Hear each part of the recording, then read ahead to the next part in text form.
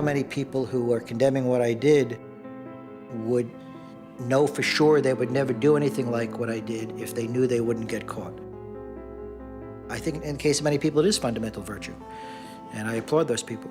But I think in many, many people, it's either lack of opportunity or fear of getting caught.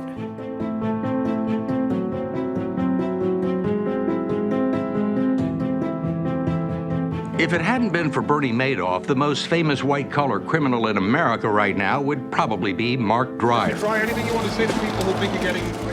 I'm going to prison for a very long time. I'm confident that the sentence will not be 145 years as the government requests. I was standing on a cliff, in a sense.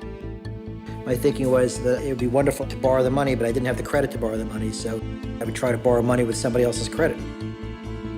Dreier seemingly had it all. A 250-person law firm with his name alone on the door.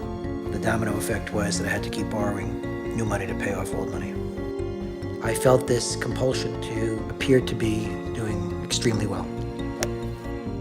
Obviously, it's easy to lose discipline when you're spending money that's not yours. The morality of it did bother me, but it didn't stop me. It's hard to explain that. I don't get any relief from talking about this.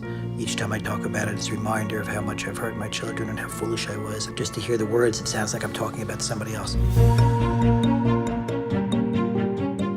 They're going to go in and the judges are going to agree that I am absolutely the devil. This is not a case where widows and orphans lost their money. Stand before a court on the day of sentencing and say, hey, there were only 26 victims here. You're going down a bad road with this judge.